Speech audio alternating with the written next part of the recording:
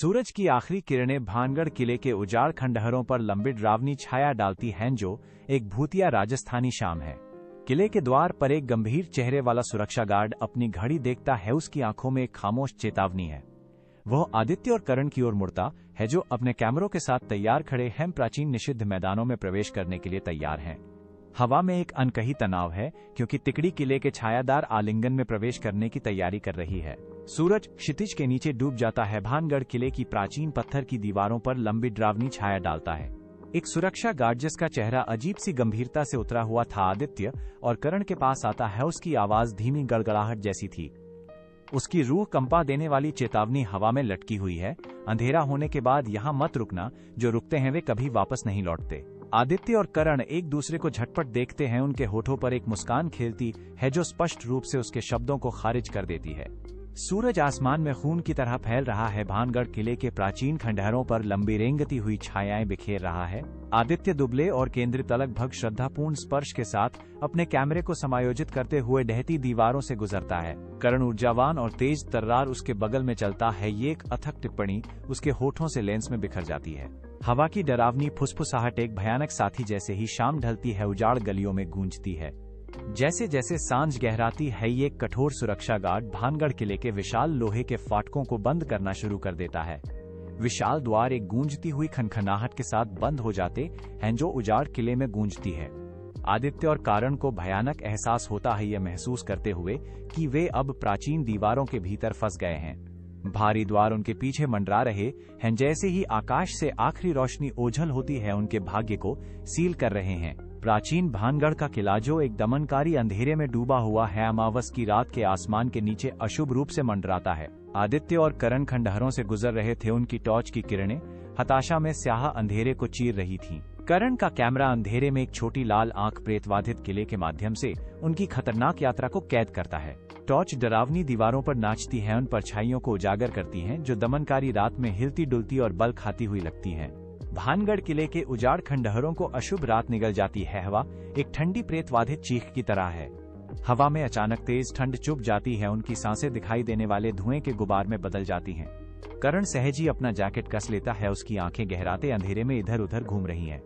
उसकी निगाहें आदित्य पर पड़ती हैं जिसके चेहरे पर एक मुश्किल से छिपी बेचैनी झलकती है जो उसके अंदर के उथल पुथल को उजागर करती है। प्राचीन खंडहर मंडरा रहे हैं, लंबी बेचैन करने वाली छाया डाल रहे हैं क्योंकि हवा उनके चारों ओर घूमती है जो भय का अग्रदूत है। प्राचीन भानगढ़ का किला अंधेरे में डूबा हुआ है। इसके खंडहर हो चुके पत्थर हल्की चांदनी में भयानक परछाइयां डाल रहे हैं। करण चंचलत से माइक्रोफोन की ओर मुस्कुराता है। उसका चेहरा कैमरे की डिस्प्ले से रोशन हो जाता है। उसकी सांसें ठंडी रात की हवा में दिखाई देती हैं। उसकी आवाज खाली खंडहरों में भयानक रूप से गूंजती है जो खामोश रात को एक डरावनी चुनौती देती है। एक भारी खामोशी छा जाती है जिसे केवल झींगुरों की दूर से आती चहचहाहट ही भंग करती है। तभी करण हिम्मत करके कहता है, अगर यहाँ कोई है तो सामने आओ।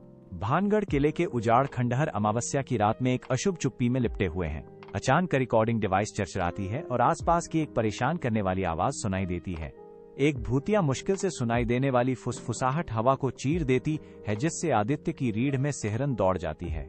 आदित्य की आंखें फटी रह गईं, उसका गला सूख गया जैसे ही उसने उस प्रेतबाधित आवाज को पहचाना। धीमे कंपा देने वाले शब्द गूंजते हैं, तुम क्यों आए हो? पर्दे के पार से एक सवाल। चांदनी टूटे हुए मेहराबों से छनकर भानगढ़ किले के ढहते पत्थरों पर भयानक परछाइयां बना रही है। आदित्य अपने कैमरे को देखता है। उसकी आंखें डर और हैरानी के मिश्रण से चौड़ी हो जाती हैं जो बेचैन करने वाली खामोशी को दर्शाती हैं। वो करण की ओर मुड़ता है। हवा में एक खौफनाक सवाल झूल रहा होता है, क्या तुमने कुछ कहा? करण सिर हिलाता है, किसी भी आवाज से इनकार करता है। फिर भी उसके चेहरे पर डर की एक हल्की रेखा भी उभर आती है।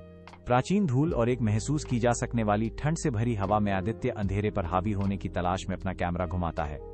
उसकी सांस जम जाती है। ठंडी हवा में एक भूतिया धुआं जैसे कैमरे की स्क्रीन पर सिर्फ अंधेरा दिखाई देता है। अचानक एक अस्पष्ट लंबी छाया ढहती हुई दीवार के साथ सरक जाती है। ये एक मूक खतरा। ये एक बेचैन करने वाले लगभग मानव जैसे रूप के साथ चलता है। इसका सिर एक विकृत झुकाव में झुका हुआ है। इसकी चाल असामान्य रूप से झटकेदार है। रात की टिमटिमाती रोशनी में एक खामोश बेचैन करने वाला नृत्य रोंगटे खड़े कर देता है। रात में खंडहर हो चुके भानगढ़ किले के अंदर आदित्य किसी अनदेखी उपस्थिति को महसूस करते हुए अपनी पीठ के पीछे एक सतर्क नजर डालता है। दमघोंटू अंधेरा कोई दृश्य पुष्टि नहीं देता, केवल एक ठंडी शून्यता जहां एक छाया दुबकी हो सकती है।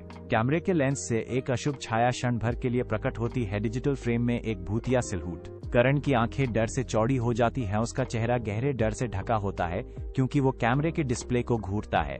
करण के शरीर में एक स्पष्ट कंपी दौड़ जाती है, उसका डर स्पष्ट महसूस होता है जैसे ही वो प्रेतवाधित छवि गायब हो जाती है। चांद की रोशनी खंडहर हो चुके मेहराबों से छनकर भानगढ़ के प्राचीन किले के खंडहरों पर लंबे डरावनी छाया डाल रही है जो भयानक सन्नाटे में डूबा हुआ है। करण की आंखें कच्चे डर से चौड़ी हो गई, भयानक अंधेरे में घबराहट से इधर उधर देख रही है, उसका गला रुंध गया है। वह आदित्य की बाह को बेताबी से जकड़ लेता है, उसकी उंगलियां सफेद पड़ जाती हैं। भागने की एक खामोश गुहार, ये कोई मजाक नहीं है, चलो चलते हैं। करण फुसफुसाता है, उसकी आवाज एक अत्यावश्यक आदिम भय से कांप रही है। भानगढ़ किले के उजाड़ खंडहरों में एक धीमी अशुभ खरोंचने की आवाज दम घोटने वाली रात को चीर देती है।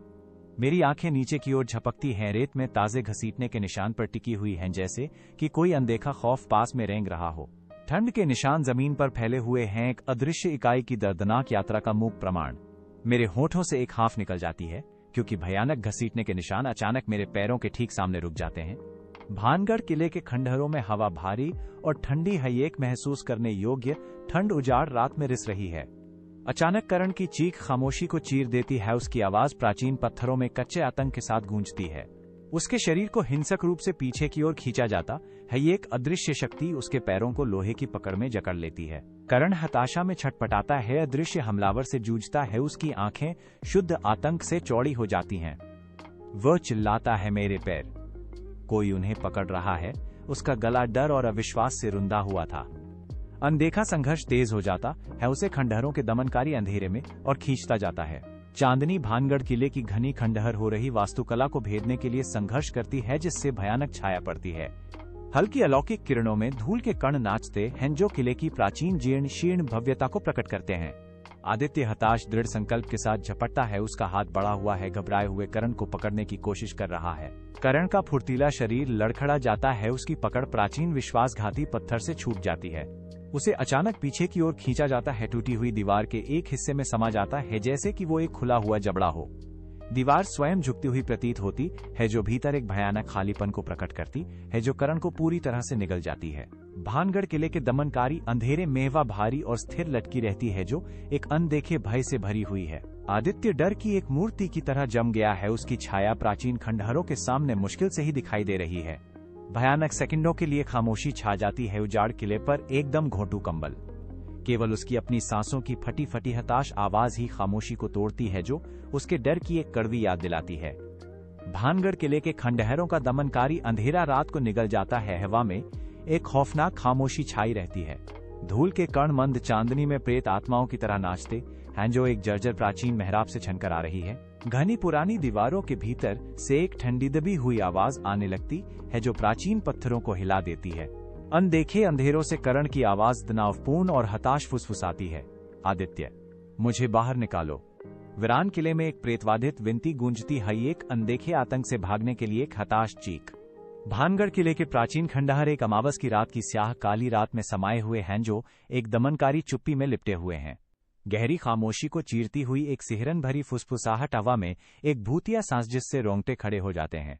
अकेली फुसफुसाहट कई गुना बढ़ जाती है, अनदेखे प्राणियों के कोरस में परतें बनती है, उनकी बड़बड़ाहट एक भयावह चरमोत्कर्ष में बढ़ती है।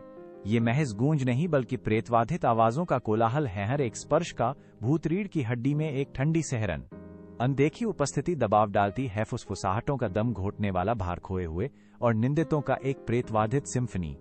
एक आवाज जो भयानक रूप से अलग थलग थी, धीरे धीरे बढ़ते अंधेरे में फुसफुसाती है, एक और विनाश का वादा। रात के अंधेरे में आदित्य भानगढ़ किले के खंडहरों से भागता है, उसकी हांफती हुई सांसें दम घोटने वाले अंधेरे में गूंजती हैं। वो प्राचीन पत्थरों के सामने एक उन्मत्त धुंधलापन ढहते मेहराबों से होकर भागता है, डर एक मूर्त शक्ति है जो उसे आगे बढ़ाती है। उसकी आंखें बेतहाशा इधर उधर घूम रही हैं, पीछे मुड़कर देखने से इनकार कर रही हैं, जैसे कि एक भी नजर उसके भयानक भाग्य को सील कर देगी। अनदेखी आवाजें रात की फुसफुसाहट उसे बेरहमी से पीछा करती हैं, हवा को डर की घुटन भरी चादर में बदल देती हैं। आदित्य का आतंक एक जीवित इकाई है जो समय के प्रेतवाधित अवशेषों के माध्यम से उसकी हताश उड़ान को बढ़ावा दे रहा है। भानगढ़ किले के प्राचीन पत्थर मुश्किल से भोर की पहली झिझकती रोशनी को पकड़ पाते हैं, जो एक भयानक खामोशी में लिपटे हुए हैं। आदित्य किले के द्वार से लड़खड़ाता हुआ निकलता है। उसके फटे पुराने कपड़े मैले और धूल से सने हुए हैं। उसकी सांसें हांफती हुई निकल रही हैं।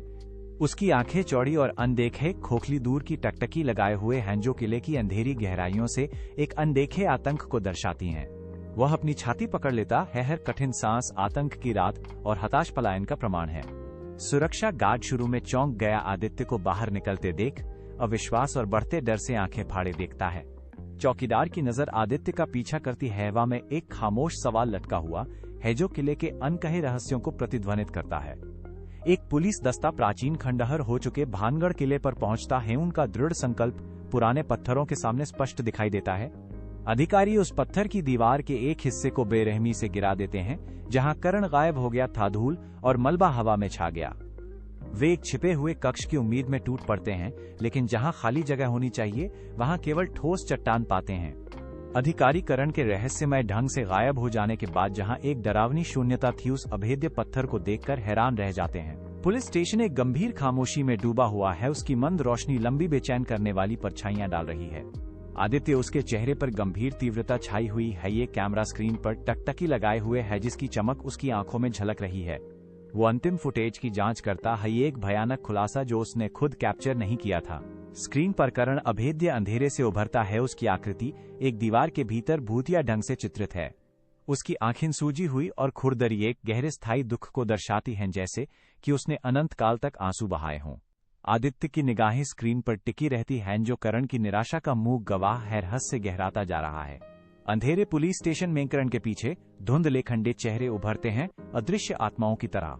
करण मुड़ता है। उसकी आंखें प्रेतवाधित और स्थिर हैं। उसकी निगाहों में एक भयानक तीव्रता है। उसकी आवाज एक धीमी फुसफुसाहट खामोशी को चीरती हुई कहती है, यह वो जगह है। एक सिहर उसकी रीढ़ की हड्डी से दौड़ जाती है जब वो एक निमंत्रण देता है, तुम भी आओ। हवा एक अनदेखी उपस्थिति से गूंज उठती है, जो भय का एक मूक वादा है। कठोर पुलिस स्टेशन में वीडियो फीड चरचराती है और फिर अचानक कट जाती है, जिससे स्क्रीन अंधेरे में डूब जाती है।